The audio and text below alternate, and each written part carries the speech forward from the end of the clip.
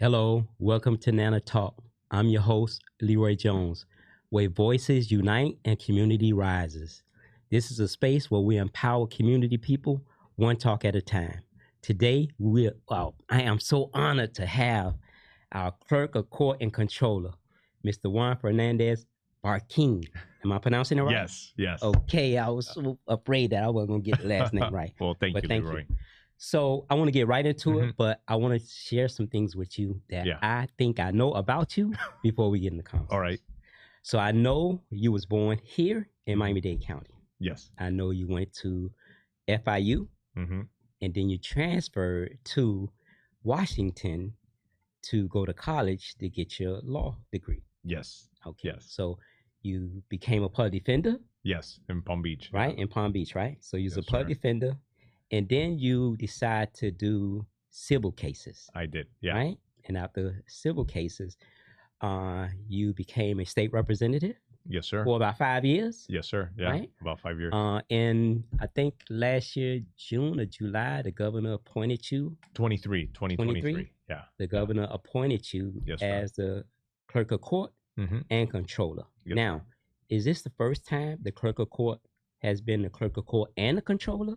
Yes. Oh, Yes. so this is in Miami-Dade County. in Miami-Dade In County. So Miami-Dade this is a County, new yeah. thing, right? Yeah. Well, technically, they were always a controller, but it was something that Harvey Rubin, my predecessor, who was Mhm. there for 30 years, never really exerted his power on it. Mm-hmm. And we were actually able to trace stamps that said comptroller on it. And so I think maybe I mean, going back 40 or 50 years, maybe it was It was. under the umbrella, and then they gave it up. But it's still, it's very, unfortunately, we don't have a lot of the documentation Mm. from back then of what happened.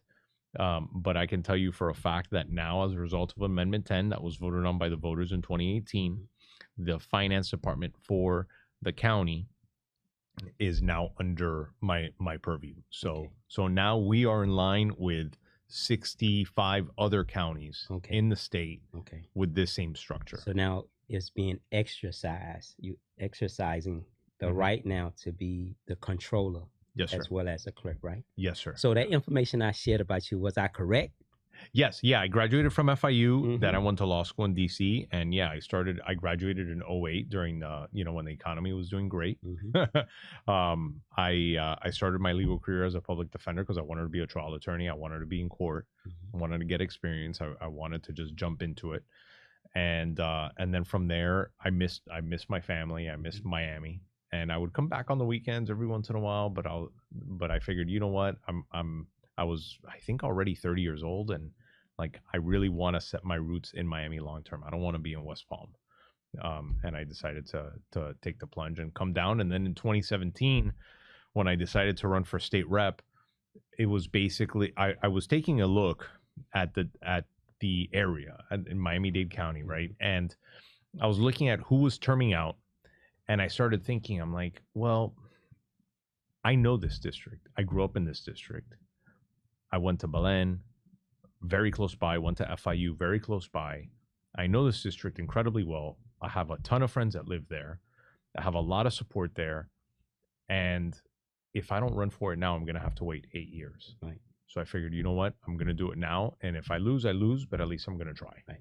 And And yeah. it get your name out there too. Yeah. And state reps, they run every other year, like every 2 years. Every 2 years. Every Yeah. 2 years. Yeah. So I ran and got elected in 2018, elected again in 2020 and 2022. And then this term, most recently 2024 for clerk, is 4 years. So now you get appointed Mhm. as the clerk and controller by the governor of the state of Florida, and then you run, and the citizens of Miami-Dade County voted you in as the new clerk and controller. Yes, sir. Right? Yes, sir. So my understanding, that position is like a dual hat. Yes. So explain about the dual hat. It's not just dual hat. It's not like football where you can maybe play offense and defense, Mhm. right? Like, it's two different sports. Okay, right. It's like playing football and playing baseball at the Okay. same during the same season. So on the clerk of the court side, we handle we're the custodian of files for civil cases. We're the custodian for criminal cases, family cases, probate, mental health. We handle all that. We are in physical possession of those files. We also handle jury duty and organize jury duty and send out the jury duty notices. And we also accept payments for traffic tickets and parking tickets. But very important, and this is something I really want to clear up, is that we do not, okay, I repeat, we do not give traffic tickets or parking tickets. All right. So that's on the court side. I have my clerk county functions, which if you go to a Board of County Commission meeting, there's a whole group of clerks from my office there taking notes, taking minutes on who is sponsoring what legislation, how did the commissioners vote, what did they say, taking the minutes and so on, right? We also issue marriage licenses. We also handle the administration of the value adjustment board. So if you appeal your property taxes, you have to file that with us. And we are also in charge of the official records of the county. Now, why is that important? That is important because we are the custodian, the records custodian for the county. All deeds, all mortgages, all judgments, declarations of domicile, notices of commencement, all that stuff gets filed with our office. And the legal purpose behind that, and I want the public to understand this, the legal purpose behind that is to basically have a central depository in each county that if you owe money, if you own property, if you have a debt on the property, it's centrally located. It can be searched. And that's what a title search is. So you don't have to bounce from place to place to place. I noticed you just incorporated a new process as it relates to people can come to your office and file a form where if anybody do anything against their property, they'll be notified. You want even better? Yeah, even better than that. They can do it online. And it will take them literally less than 120 seconds to do it, less than 2 minutes. They sign up for it. The way it works is that they give us their email. We send them an email link. They click on the link. A new window opens up. They put in their information and they put in the folio number for the property. It could be a rental, it could be a residential, it could be a commercial property. It doesn't matter. As long as there's a folio in this county, we will notify them if anybody files a deed on that property to try and steal it away. Now, where is this convenient? This is incredibly helpful in a situation where maybe you're caring for an elderly individual and they have you suspect that there's some shady behavior going on with maybe the caretaker, or you have a never do well sibling who's maybe trying to take advantage. You can get notifications, and you don't have to be the owner. You could get notifications for any property, and it's not just us, but every clerk in the state has a similar program. That's amazing. I wonder how I know how helpful this would have been like 20 years ago, 30 years ago, when a lot of flipping of properties was taking place. Yes. That would have been so helpful. Oh, yes. Yeah. So, one other thing I want to mention, though, is also the extended hours. One of the first things I did when I came into office was to extend the hours at 3 of our locations. First, it started with 2. It started with Joseph Caleb Center, 5400 Northwest 22nd Avenue, and then down south, South Dade Government Center, 10710 Southwest 211th Street. And it was your idea to open it up in North Dade, and we did that. And I can tell you that the reception on that since we started it's consistently being used by our citizens. And not only that, certain days they have access to 8 o'clock, 8 p.m. Yes. Yeah, Thursdays 9 a.m. to 8 p.m. and Saturdays 9 a.m. to 1 p.m. People are taking advantage of it. They're paying their tickets. They're doing what they're completing their financial obligation, right? And I think it is a duty for the government to make it as easy as possible for people to comply with whatever we're asking them to do. Yeah, that is amazing, because most people work from 9 to 5, and to have that extended hour so they don't have to rush or leave work early to try to deal with that commitment or that obligation. They can go after hour, or childcare. Take care of that. A childcare too. Yeah, childcare issue. They have to leave the baby with somebody. They don't have anybody to leave it with. They don't want to take the baby with them. I mean, I'm just trying to think of a single parent who has 2 kids, who's trying to hold down the fort, make it easy for them. And that's what we're trying to do. So, traffic tickets, traffic Yes. tickets. Let's talk about that. I know you have something, some new perspective that you introduced that Yes. you can help the citizens with. Okay, so a lot of As you things know. with traffic tickets. Mhm. So twice a year, we're doing Operation Greenlight. During Operation Greenlight, we waive the collection fees for old tickets. If a traffic ticket or a parking ticket or financial obligation from a criminal case is older than 120 days, it is very likely, I can almost promise a resident, that it's in collections. Yeah. During Operation Greenlight, we have the statutory power, it's in law, that we can claw the ticket back and reduce waive the collection fees, and that's a savings of up to 30%. Mm. So we've been doing that twice a year. We do it for 2 to 3 weeks at a time, just to help individuals out. It's become so popular that now people call us and they'll ask, "Hey, are you About doing it. it right Right. now? Like, Right. what's going on? You're due for it, you Mhm. know." So, I mean, it's I don't want people waiting to pay, Right. but we're willing to help them out however we can. We also started traffic ticket payment plans, Mhm. and also payment plans for financial obligations on criminal cases. We do payment. We're incredibly flexible with the payment plans.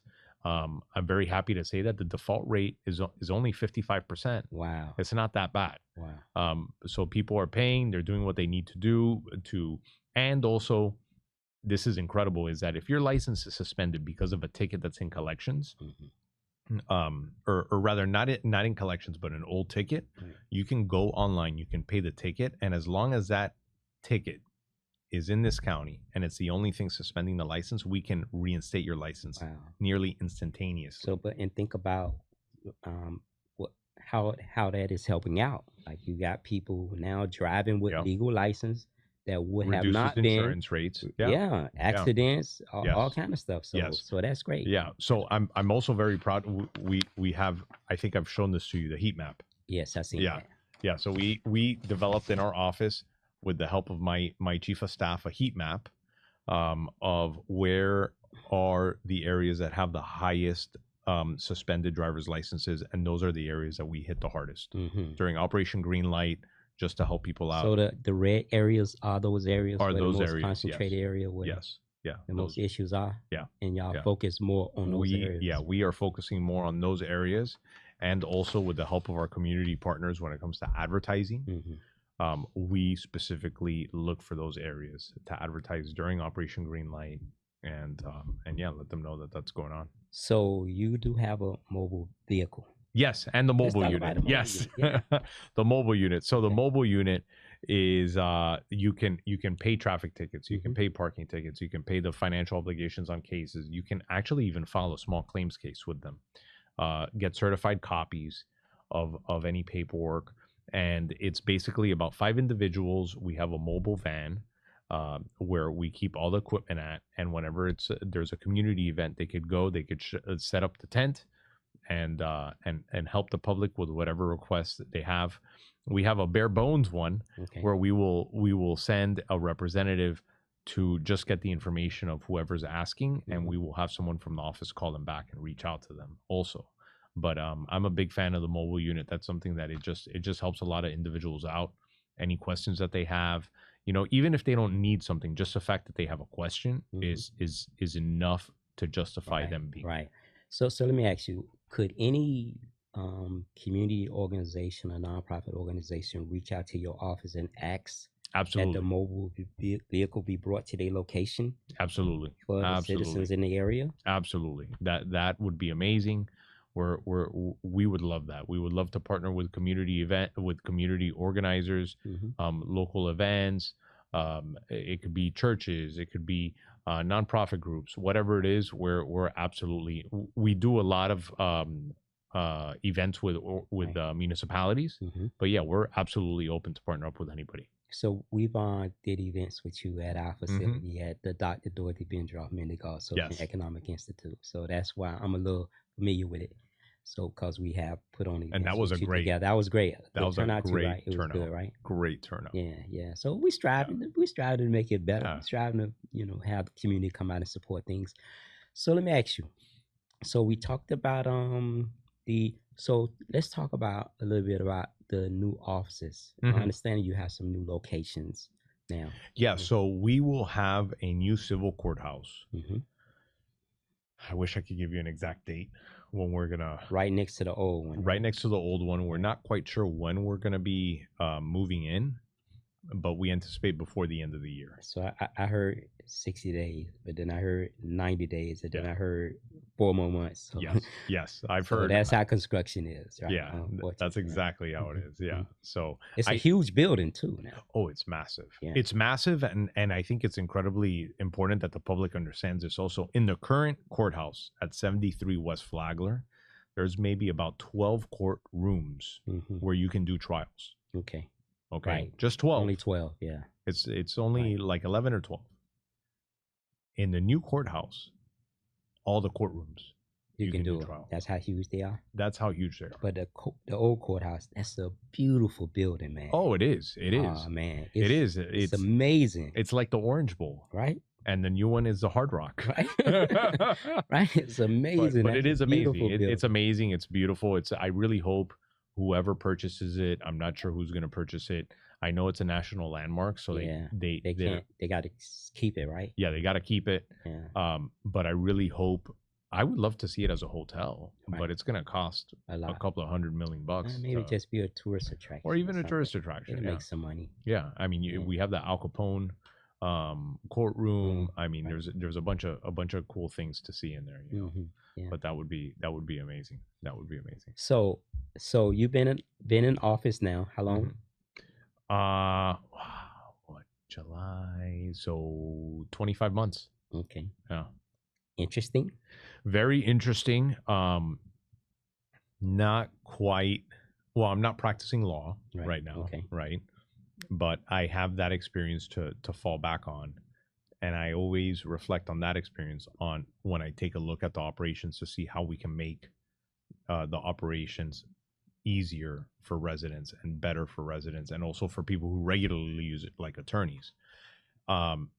And it's also, this position is also not like being a state representative where you're one of 120. Mm-hmm. In this position, It's just you. it's just me.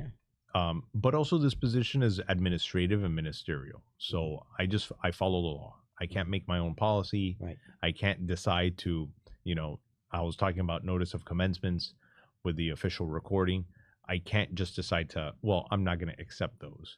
I'm legally obligated to accept them. So let me ask you, since your stay in office, have you found anything that you're dealing with that you want to work to change? Oh, it's a technology, Leroy. The technology in our office. I have an incredible team, incredible staff, incredible IT, incredible people on the front line. I mean, I have an all-star group of people working underneath me, but quite frankly, the technology is something that we really need to upgrade. Right? It's outdated. It's outdated. Yeah. I mean, the parking system, I'm not exaggerating this.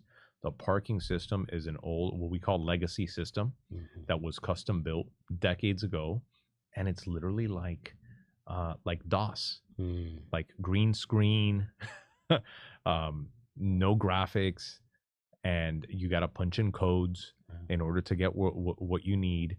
And it's something that we're in the process of upgrading it, but it just takes time. So let me ask you, how often your team, your staff, come across people who don't have the skills to apply for things or to go online to do it? Is that something that's a big number? I think it's a lot. I think it's a lot. And I say that because I'm like, you'll never catch me in front of a computer, right? Because I try to be a perfectionist, and I like to win. So the thought of the computer beating me is like, it's best for me to stay away from it, because I'll be sitting there trying to learn how I'm greater than or smarter than this computer, and I know I'm not. So I stay in my lane, right? But for me, that would be challenging for me. Yeah. If I had to do everything online, I would have to have somebody to help me. It is something that is one of the things that I've been keeping in mind, I'm convinced that there is a lot of people, Mhm. and that's why so many people go to the branch courthouses, Mhm. is that they have questions Yeah. on something specific. They can't find the answer. Maybe it's a language barrier issue also, Right. right? Even though our webpage can be translated Mhm. to Creole and to Spanish. Spanish, right. But yeah, a lot of people still show up in person. And I think that there's also there's a segment of people also that don't feel comfortable paying Doing for a stuff traffic online. ticket online. Yeah, they like the person Yeah, they prefer thing. to They want to look in your eyes and yeah, make sure it's done. and physically Yeah. give you the credit card Yeah, that's to understood. Yeah, to I resolve understand something. that. Yeah. Yeah. Yeah. So I noticed maybe about a year ago you went on Haitian radio. You did Uh-huh. 2 Haitian radio pieces, and you had someone translate in Yes. Creole Yeah, it was about fantastic. right, about the services that you offer. That was a good thing. Mm-hmm. I noticed that you in different communities, showing what services you offer, which is great. So since you've been in office, Mm-hmm. and I know the former clerk, Mr. Harvey Rubin, he was in office 30 something years, Yeah. maybe. So what new things have that you brought online? Now, you talked about some of it. Mhm. Is there anything else you incorporated new or expanded on since you've been out, other than what you already talked about? Besides what I've talked about, well, I could tell you what's in development right now. Okay, good, And good, I'm very excited about this stuff. good. We're working on an app. Okay, We're an app. So an y'all app. are gonna Yeah. have y'all app. We're gonna have Okay, an app. okay, Mr. Clerk. Okay, I'm with you. We're gonna have an Okay. app. So I'm gonna be able to put an app on my phone straight to the clerk. Mm. Okay. Yeah. All right. Yeah. You could search cases. Okay. Okay. One thing I didn't mention, we have an awesome development. This is very helpful for lawyers, but anybody who is constantly on our system looking for cases, that if you open up a profile with us, when you look up a case, you can do what's called a bookmark Okay. to basically flag the case, Mhm. and then you go to your profile and it'll be there listed. So you don't have to go and waste time looking for it. Okay. All the cases are there in one Come right spot. there. Yeah. And you could just jump between one case and another case. That's an incredibly helpful feature. Yeah. And I've seems like noticed, it's gonna be helpful. yeah, I know a lot of lawyers are using it, and a lot of non-lawyers also that follow cases. Mhm. And also it'll give you alerts if there's a hearing, via email and or text message also, Okay. if they want to do that. So the app, something else that we're working on is a notice of commencements Okay. and declarations of domicile. Since we record those in the official records, one of the things that we're working on is a way to do it remotely, right? So literally just taking your phone, taking a photo of it, Okay. and uploading it with your credit card information, Oh yeah. and we accept it, so you don't have to physically come down to our courthouse. And that's just a beginning. I want to be able to do that with a bunch of other documents. Right. And yeah, I mean, this is something that it's a really exciting time. I mean, think about it like this, Leroy. Never in our human existence have we had the technology that we have nowadays. Right. I mean, Right. everything is right there. I remember when I was young, if you want to know how to go to some place, you'll go to the gas station to get a map. Yeah. And if the map couldn't help you, you would call somebody you know close by, and they say, you know what, you get on this road, you get on this highway, you get off, you go down 6 blocks, you'll see a red garbage can, you make a left. Yeah. You go down 5 more blocks, this lady got a blue door, you turn right there. Yeah. Right? But you know what? You found where you needed to go. Yeah. Now, with this technology, you can say it in your phone. Mm-hmm. And like, it's good, it's helpful, but it's also... the drawback is it's also making the lack of it's human not interaction. using your Yeah, it's a lack of human interaction. Yeah. And that's the unfortunate part of technology. Yeah. Is that Right. So yeah. You ready for this? So I was Yes. going to send you a picture Monday because I went to jury duty. Oh, awesome. Yeah. So 3 years ago, I was summoned to come to jury duty. I was for a civil case. Mm-hmm.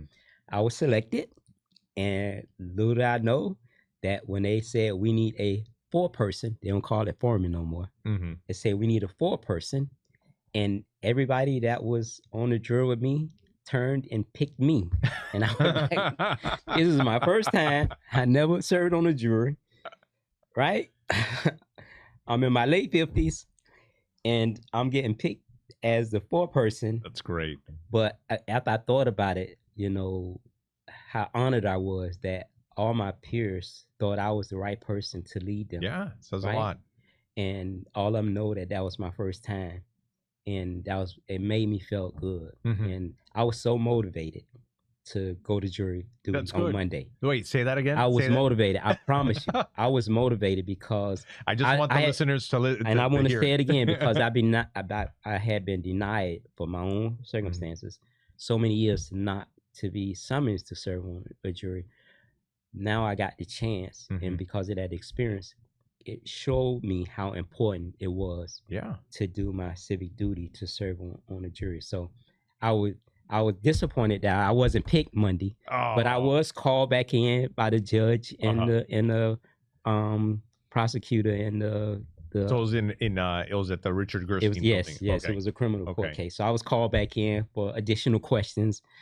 So, but ultimately they didn't pick me, I guess, because Oh. I had a lot going on, Yeah. But I was, I'm say it again to the public, like when you get that summons, don't be disappointed and don't try to Yeah. find a way out, Yeah, I'm glad that you said serve that. Yeah. that you mentioned this story because Hmm. this is something that so many people ignore it. Yeah. So many people ignore it. Yeah. And this it's putting aside the fact that this costs my office money to Hmm. mail out the mailers, Right. to pay them every day.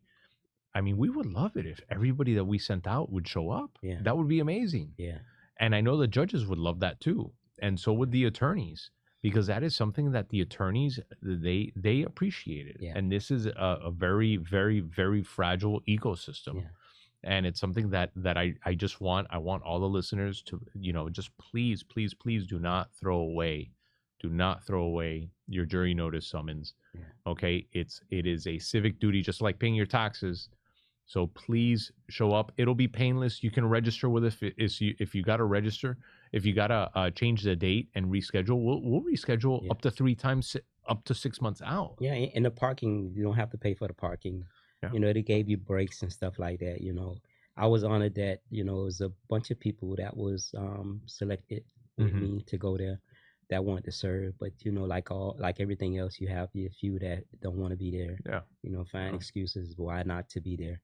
But, for not to be able to do that for so many years and have the opportunity to do it, like I'm, I'm, I'm humbled by that, and I was humbled by the experience, and I felt so fortunate to have that opportunity to do that. So It's I just great. want to encourage anybody that if they get a notice to serve on the jury, don't look at it as a negative. Look at it as if you're serving your civic duty, Yeah.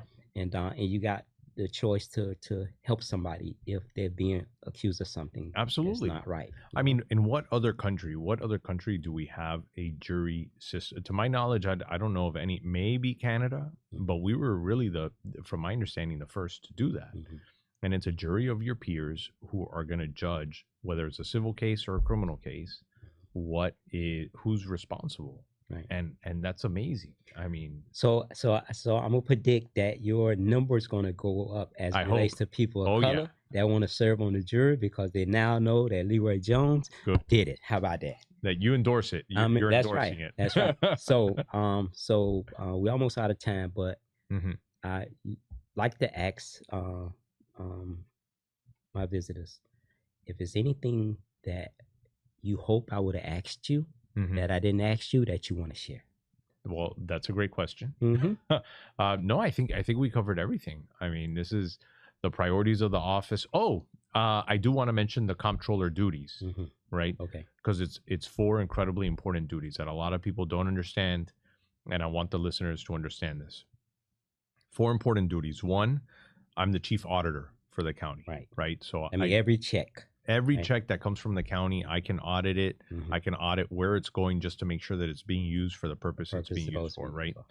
Chief investor. Mhm. Okay. There are certain guidelines in state law and also that the county ordinance that the county commissioner set up through county ordinances on restrictions on where we can invest our reserves, Okay. which it's incredibly conservative. It's mostly bonds, notes, Okay. either federal government, or other sorts of bonds and notes, right? Okay. So it's incredibly conservative. So chief auditor, chief investor, custodian of funds, which is a big one, Right. right? That is, I'm responsible for the pot of money, and it's under my supervision. And your name on every check. And my name's on every check, yes. And it's not something I take lightly. It's actually this position is the only elected position where there is I have personal liability. Okay. Okay. I can be sued. I can be charged. Okay. If these checks don't clear. Okay. Yeah. If like, let's say we run out of money and we're in the red and I'm cutting checks, someone deposits it. You could be insufficient funds. I could be criminally responsible for it, besides civilly responsible. Okay. Yeah. So it's a big responsibility. And then lastly, accountant for the Board of County Commissioners. Since the county commissioners set up the budget and I'm the custodian of the funds, I'm their accountant. Also, that's the other kind of their accountant. Yes. Okay. Yeah. Right. Like the CPA. Pretty much. Yeah. So, Mr. Juan, I want to thank you, man, for coming. Thank you, brother. Leroy. I want to thank you for the times we share, the meetings we have together. And so we out of time. To my listening audience, I want to thank you all for coming in. As always, I always want to thank the Miller brothers for this opportunity. How they reached out to me and felt that I could be someone important to do a podcast representing community newspaper. So on behalf of Neighbors and Neighbors Association, thank you.